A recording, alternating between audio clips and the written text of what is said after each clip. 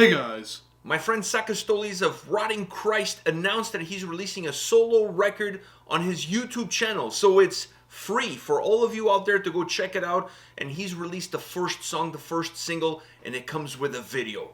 And we're here to check it out. I mean, I'm not gonna let this one slide. This man can do no wrong.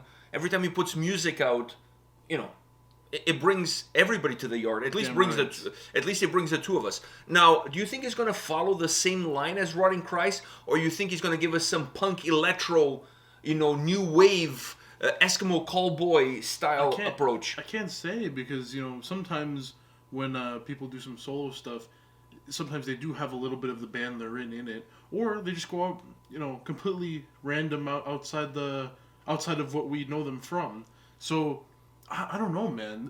Well, it's a blank slate, right? Because you can do whatever you want. Yeah, but literally, it's like how you said it. It could go one or it could go the other. All right, there's only one way to find out. It's like a 50-50 chance. I mean, I think whatever each way it goes... It's going to be good. 100%. All right, so you ready for this? Yeah. All right, let's check it out. Oh, by the way, the name of the song is Among the Fires of Hell. So I don't think this is going to go disco. No disco. So I don't think it's going to go disco. Okay, so hold on. Let's bring this back a little bit. Let's bring this back up. Okay, now I feel like it's more of a 75% chance, a little bit more Rotten Christ. Yeah, I think that vibe is still going to be there. I think the vibe is going to be there. You can take the man out of the darkness, but you cannot take the darkness out of the man. So, fuck, that's good. That is fucking good. All right, so you ready for this? Yeah.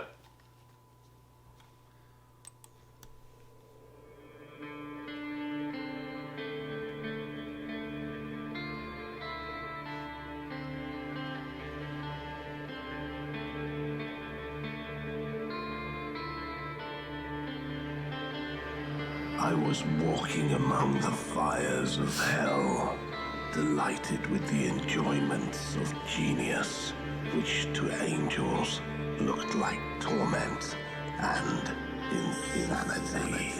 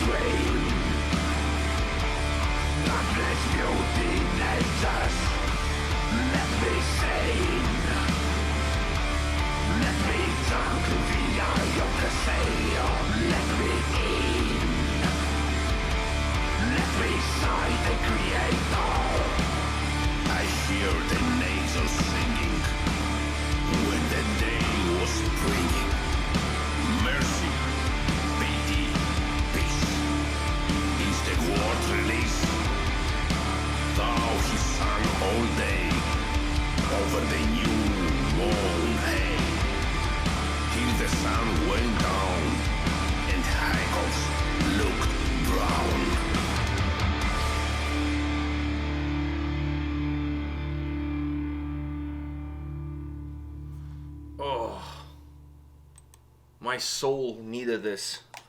Let me sleep the sleep of the angels. Fuck, that line is fucking epic. If that doesn't make it to a t-shirt, somebody needs to get fired. Absolutely fucking epic line. One amongst many. Yeah, the lyrics on this song is absolutely phenomenal. I love the lyrics on this track. All right, since you're the fan number uno of Rotting Christ in North America, at least the self-proclaimed number one fan of Rotting Christ in North America. Not self-proclaimed anymore. I've won my Nobel Peace Prize in being a fan of Rotting Christ. How the fuck do you win a Nobel Peace Prize for being a fan of Rotting Christ? Because if anything, it's the Darkness Prize, but not like Peace Prize. Because it's the Rest in Peace Prize. Well played. So anyway, so you get to go first. So thoughts, not prayers. Dude, the Rotting Christ vibe is there. But it's there in full force. Yeah. It's not just there; it's there in full force. If you showed me this song and you told me this was a new track from a Rotting Christ album, I would buy it. I mean, I would say like, yeah, I can see that. It's probably not as atmospheric as some of the Rotting Christ songs, but still in the same vein. It doesn't have the same atmosphere as the Rotting Christ song. It definitely has the same instrumental sound as a Rotting Christ song would have. If you just add a little more darkness to it, and this one is more rock driven. I was gonna say more rock. This is way more rock driven. But if you add more darkened atmospheric stuff to this song, heavy up the guitars a little bit. Definitely heavy, but not just heavy. More of a grindy feeling. Yeah. Because Rotting Christ do have that grindy but still feeling. the roots are there. Oh, dude, the root. Like I said, this is like it's a blossom, like of Rotting Christ. It's beautiful. This song. This song is magnificent. And it's a nice mixture of the Rotting Christ sound with more of a rock and roll feel. Mm-hmm. I agree. Because Rotting Christ, their guitars are a lot. This guitar was more. I'd say that it has the grit of a rock and roll guitar, but it doesn't have that. I don't know how to explain it. To me, it had the melody of Rotting Christ, but more in a rock sense. More of a rock sense. In a rock sense. Also, it's a melodic rock. Has a melodic rock backdrop. Yeah. Which the Rotting Christ songs tend to go in a little bit of a different direction. And usually they have. A lot of their songs they have the choir or they had other elements, but I'm talking about that's what creates the darkened atmosphere. That helps the atmosphere. But I'm talking about just even from a guitarist perspective. This song feels a little bit more stripping down in terms of being just more of a rock driven track with the guitar blazing the path. Yeah. And not necessarily using the guitar not just to blaze the path, but also add to the overall atmosphere that the song has. This to me goes slightly in a different path, but not completely far off. I mean, it's the same highway. It's just a different lane. Yeah. Really, when you the nitty gritty of it. But anyways. No, it's a. I think to me this song is a perfect mixture of Rotting Christ DNA with some nice rock and roll. I mean that's. I'm down with that. That's the perfect way to describe it. I think that's the only way. That's the only way. That's the only way it should be described. How else are you going to describe it? But I agree with you 100%. No, like darkened rock and roll. I wouldn't go as far as to say black and roll because I don't feel like black and roll. But it's a little bit of a dark. I wouldn't even go as far as doom. But I see the doom elements come from those the spoken word parts. Oh, that adds. But I'm happy that the spoken word parts don't really. Take much away from the song. No, because it's at the beginning and at the end. Yeah. So it puts like the two bookends. It kind of wraps the song. It gives you almost a sense of coming full circle. Starts that way, it ends that way, it goes full circle. I really like that. I also like the aspect in terms of the vocals. Now, I want to talk about the sound, but before that, the vocals, if you look at it, the first half of the song, the vocals are a little bit more spaced out. Things are happening a little bit more spaced out, and then in the second half of the song they come a little bit more compact. So he's repeating the same formula as far as the lyrics are concerned of the first half, but then he's going more Ramones by bringing it a little bit more compact and not speeding up the process, but not creating as many silent gaps in between the lyrical lines. They come a little bit more bunched up as one in the second half and a little bit more spaced out in the first half. They're exactly the same. But by delivering them in these two different formats, it actually makes you feel like you're listening to completely different lyrics from one side to the other, which is an intelligent way of doing it. Because if you deliver exactly with the same tone, exactly with the same momentum, exactly with the same speed... I've heard this before. Like I said, it becomes a Ramones song. Like the Ramones song is like one verse on loop. because the whole song is just like, it's a verse and a chorus, and those two repeat like 3 times, and then there's a Ramones song. And I'm not dissing Ramones. I'm a huge fan of Ramones, but let's face the facts. It's not Opeth.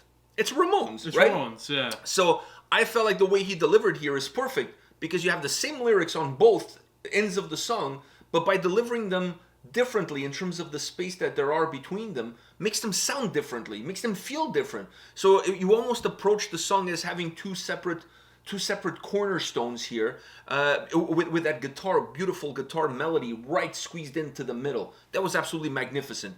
And to add to that guitar melody, I don't know if you could hear the bass in the backdrop. When he was playing that melody, the bass in the backdrop was grounding the track, because the melody is uplifting. It has a sense of letting the song breathe. That portion of the song there in the middle, you have that intro, that spoken word intro at the beginning. You have the spoken word intro at the end. You have the same lyrics in both that come after one before the other. One more compact, one less compact. In between, you have that melodic stretch. That melodic stretch lets the song breathe, and it levitates the track a little bit. But by adding that bass, that thumping bass groove line underneath it, it still makes the song come down. It doesn't completely levitate the track, or it doesn't let the track completely levitate. So it keeps it more balanced. It keeps the song more grounded, and allows the track to feel more leveled from start to finish, with that track going full circle with those two bookends. That's how I see this song. It's absolutely phenomenal. I absolutely love it. Yeah. I love it. It's gonna be His voice is fucking incredible. An album on his channel. Yeah, on his YouTube channel. He's releasing a whole album on his YouTube channel. Now, I don't know if he's going to release like a song here and a song there, and then eventually the whole album is there, or if he's just going to release a couple of singles and then just dump the whole album there. But he's doing it on his YouTube channel. It's a good way of promoting your YouTube channel. It is a good way of promoting. It's a damn good way, because I'm happy as long as I can get some music from him either way, or one way or another. I can see a lot of people, including myself, going to this channel now and listening. I didn't even know he had his own channel. So this kind of made me discover the channel. So obviously I'll click subscribe. So anyways, and the notification bell. Can't forget about the notification bell. Don't forget the notification bell. But magnificent track. Isn't it? Like, isn't this song like, just like, oh. It's what I feel like after listening to it, it's I mean, it's been a long time since we had some Rotting Christ. Yeah, I was going to say, like, I feel like after listening to it, it's like something was missing in my life up until now. There hasn't really been a reason for him to release a new record without the ability of touring. Why would they put out an album? Exactly. I feel like they haven't really toured for the previous album. Maybe they already made a new album. They're just waiting. I think they're waiting. They have a tour in North America. They're going to be part of this North American tour that should have happened when the pandemic first hit. That tour is coming back again. Wolfheart is on the same bill as they are. But I feel like the latest record, they haven't really had an opportunity to fully tour on that album. So to release another album on top of that and not being able to tour, you start to compact albums, and nobody's heard these albums live, or at least very few people have. In North America, nobody's heard the new album in a live setting. So I think they were able to tour a little bit in Europe when the album came out. But here, not so much. So maybe this is a wise move. Hold that Rotting Christ album. Let's face the facts. When they hit the road, people are going to be excited to see them, regardless if they're playing new stuff, old stuff. People just want to see live music. So at this point, nobody cares. So just hold that back. And in the meantime, you have some new music. Which, by the way, he could totally include this song in. I was going to say, he could into the set. He could throw this song into the set, yeah. Totally. So I would give the fans something different, you know? Yeah, I don't know if he wants to do that. He's on stage as Rotting Christ. I don't know if he wants to include one of his solo songs in there. I would not hold it against him. Not at all. Not if they all sound like this. This was phenomenal. Guitar playing on... And if they all sound like this, then you can kind of switch it up for different places to kind of give everyone... Because the set, on a tour, the set is the same for every single place.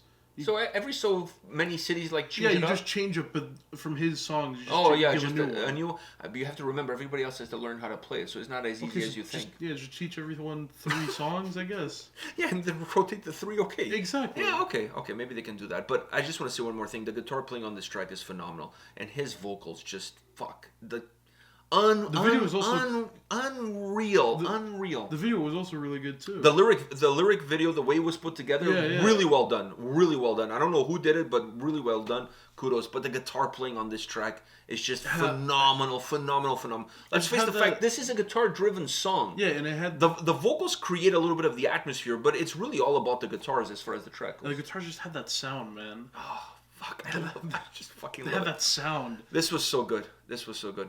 All right, guys, let us know your thoughts on his solo material that he's releasing on his YouTube channel. Hit us up in the comments section, and we'll see you guys at the next video. Take care. See ya.